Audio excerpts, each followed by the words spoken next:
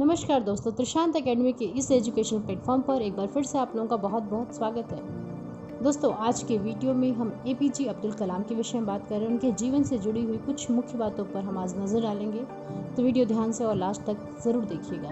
दोस्तों, एपीजे अब्दुल कलाम का पूरा नाम अबुल फकीर जैनुल्लाब्दीन अब्दुल कलाम था। एक मछुआरे का बेटा अखबार बेचा करता था। यह कलाम के जीवन का शुरुआती सफ़र था। वे देश के चोटी के वैज्ञानिक बने और फिर सबसे बड़े राष्ट्रपति पद को भी शोभायमान किया। वे करोड़ों युवाओं के प्रेरणा स्रोत रहे।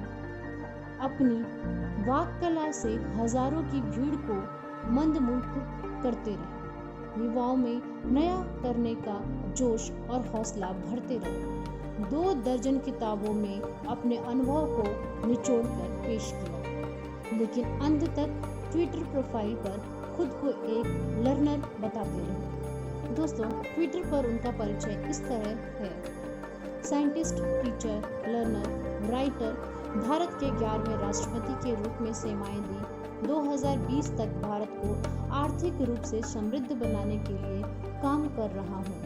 चलिए दोस्तों, अब हम 10 खास बातें करेंगे एपीजे अब्दुल कलाम के विषय में, जिसमें नंबर 1 पर है एपीजे अब्दुल कलाम का जन्म 15 अक्टूबर 1931 को दक्षिण भारतीय राज्य तमिलनाडु के रामेश्वरम में हुआ।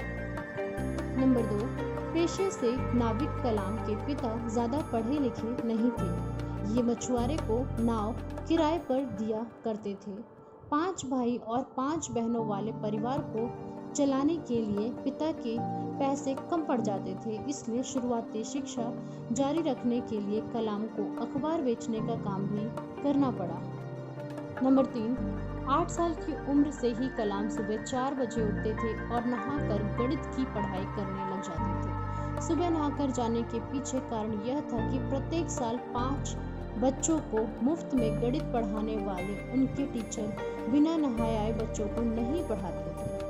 जी हाँ दोस्तों, ट्यूशन से आने के बाद वो नमाज पढ़ते और इसके बाद वो सुबह 8 बजे तक रामेश्वरम रेलवे स्टेशन और बस अड्डे पर न्यूज़पेपर पढ़ते थे। नंबर 4, कलाम एरोस्पेस टेक्नोलॉजी में आने के पीछे अपनी 5वीं क्लास के टीचर सुब्रमण्यम अय्यर को बताते हैं। वो कहते हैं, वो हमारे अच्छे टीचर्स में से थे। एक बार उन्होंने क्लास में पूछा कि चिड़िया कैसे उड़ती है। क्लास के किसी छात्र ने इसका उत्तर नहीं दिया, तो अगले दिन वो सभी बच्चों को समुद्र के किनारे ले गए। वहाँ कई पक्षी उड़ रहे थे।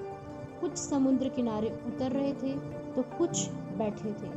वहाँ उन्होंने हमें पक्षी के उड़ने के पीछे के कारण को समझाया, साथ ही पक्षियों के शरीर की बनावट को भी विस्तार पूर्वक बताया, जो उन्हें उड़ने में सहायता देते हैं।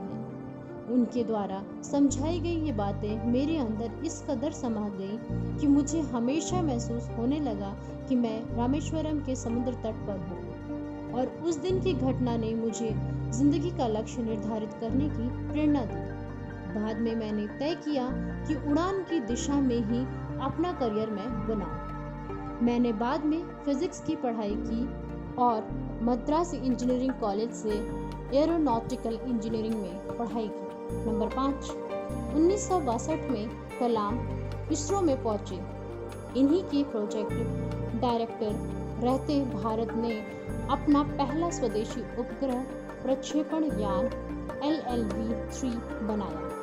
नंबर 6, 1980 में रोहिणी उपग्रह को पृथ्वी की कक्षा के समीप स्थापित किया गया और भारत अंतर्राष्ट्रीय अंतरिक्ष क्लब का सदस्य बन गया। कलाम ने इसके बाद स्वदेशी गाइडेड मिसाइल को डिज़ाइन किया। उन्होंने अग्नि और पृथ्वी जैसी मिसाइलें भारतीय तकनीक से बनाई। नंबर 7, 1992 से 1999 तक कलाम रक्षा मंत्री के रक्षा सलाहकार भी रहे। इस दौरान वाजपेयी सरकार ने पोखरण में दूसरी बार न्यूक्लियर टेस्ट भी किए और भारत परमाणु हथियार बनाने वाले देशों में शामिल हो गया। कलाम ने विजन 2020 दिया। इसके तहत कलाम ने भारत को विज्ञान के क्षेत्र में तरक्की के जरिए 2020 तक अत्याधुनिक करने की खास सोच दी गई। दोस्तों, कलाम भारत सरकार के मुख्य वैज्ञानिक सलाहकार भी रहे। नंबर 8, 1982 में कलाम को DRDL defence research development laboratory का डायरेक्टर बनाया गया। उसी दौरान अन्ना यूनिवर्सिटी ने उन्हें डॉक्टर की उपाधि से सम्मानित किया।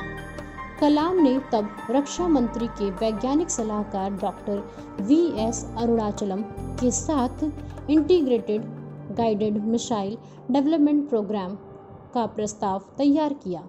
स्वदेशी मिसाइलों के विकास के लिए कलाम की अध्यक्षता में एक कमेटी बनाई गई। नंबर 9, इसके पहले चरण में जमीन से जमीन पर मध्यम दूरी तक मार करने वाली मिसाइल बनाने पर जोर था। दूसरे चरण में जमीन से हवा में मार करने वाली मिसाइल, टैंक भेदी मिसाइल और re entry experimental launch vehicle बनाने का प्रस्ताव था।